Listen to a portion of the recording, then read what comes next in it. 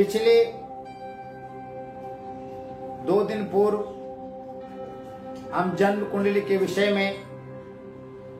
प्रथम भाव से लेकर के और द्वादश भाव तक विचार कर रहे थे। तो हमने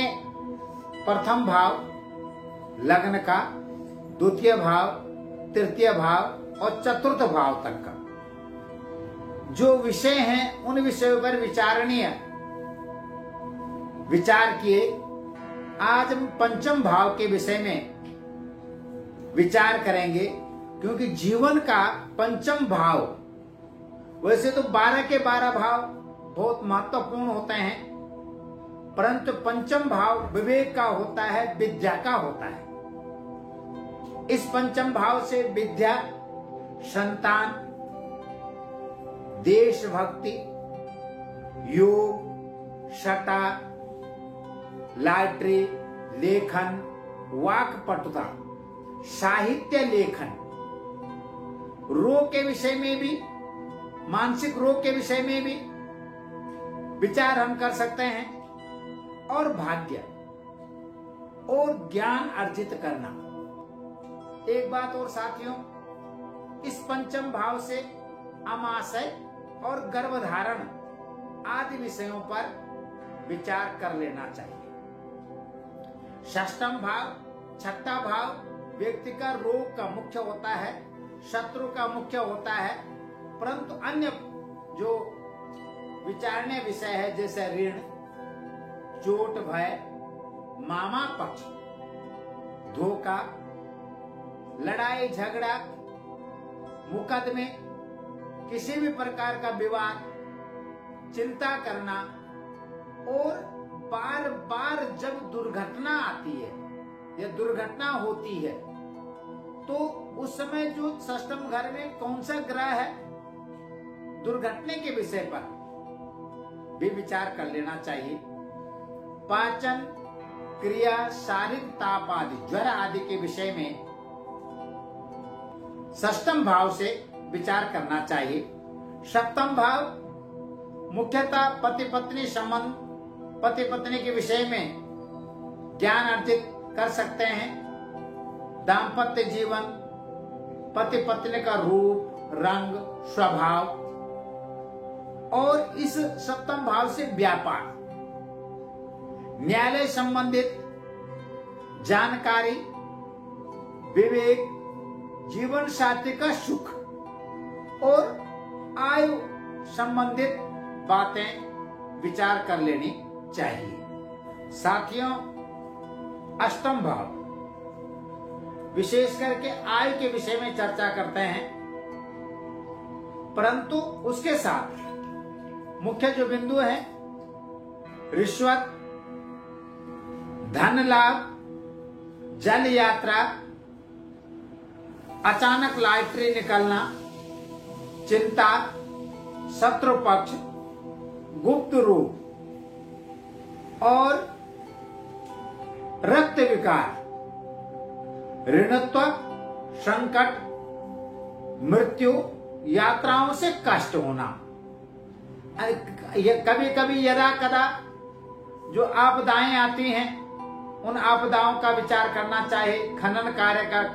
कार्य के विषय में देखना चाहिए, और तंत्र मंत्र ज्ञान का विचार अष्टम भाव से देखा जाता है। नवम भाव भाग्य का भाव होता है, और विशेषतः कहते हैं कि न जाने मेरे भाग्य में क्या है। तो नवम भाव भाग्य का भाव होता है। इसमें जल यात्रा, वायु यात्रा, धार्मिकता, धर्म का ज्ञान, पाप पुण्य, विवेक और उदारता, दान, धर्म और पौत्र सुख, भाग्य का विकास, भाग्योदय, तीर्थाटन तथा साहित्य की रचना, ज्योतिष, धर्म, शास्त्रों का ज्ञान, सामाजिक नेतृत्व और आदर्श पिता और आदर्श पुत्र आदि का ज्ञान भी हम नवम भाव से विचार कर सकते हैं। 10वां भाव कर्म और पिता का सुख विशेषता देखते हैं, परंतु इस भाव से व्यक्ति का गुण, स्वभाव, समाज में मान प्रतिष्ठा, उच्च पद की प्राप्ति, राजयोग, शताधिकार, राज्य नौकरी, व्यापार, कर्म सिद्धि, अनुशासन, पद का लाभ और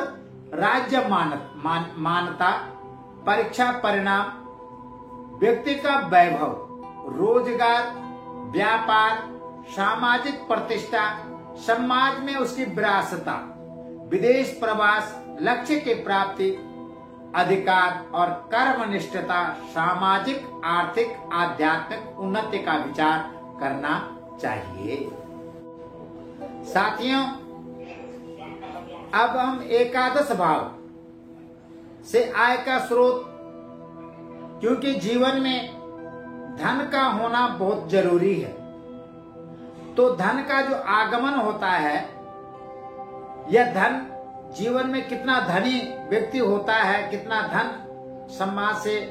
वो प्राप्त कर सकता है, व्यापार से प्राप्त कर सकता है, राज्य नौकरी से प्राप्त कर सकता है, उस विषय में ज्ञान प्राप्त कर लेना चाहिए। इस एकादश भाव से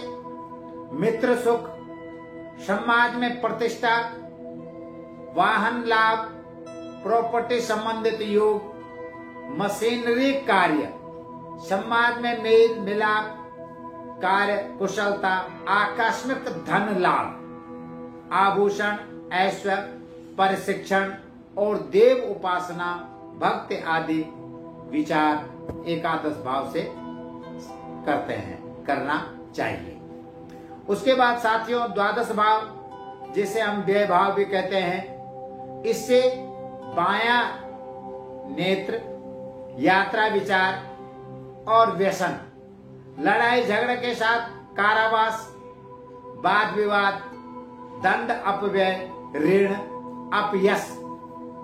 मन में अच्छे बुरे विचारों को जानना, मुकदमा, अपयश, शत्रुत्व और द्रव्य हानि, वृद्धावस्था, विदेश भ्रमण, गुप्त कार्य एवं प्रवास, रोग आदि का विचार तथा व्यक्ति का उत्तरार्ध जीवन कैसा जाता है, वृद्ध जिसे हम कहते हैं, वृद्ध जीवन कैसा जाता है, इस विषय में द्वादश भाव से किया जाना चाहिए। तो साथियों, हमने 12 भाव का जो विचारणीय विषय है विस्तार से चर्चा की। मुझे आशा ही नहीं, विश्वास है कि इस ज्योतिष प्रकरण को निस्वार्थ भाव होकर के एक एक बिंदुओं पर विचार करें और अपने जीवन को, जीवन में कैसा जीवन में फल प्राप्त हो, इस विषय में ज्ञान अर्जित करें। धन्यवाद साथियों, नमस्कार साथियों।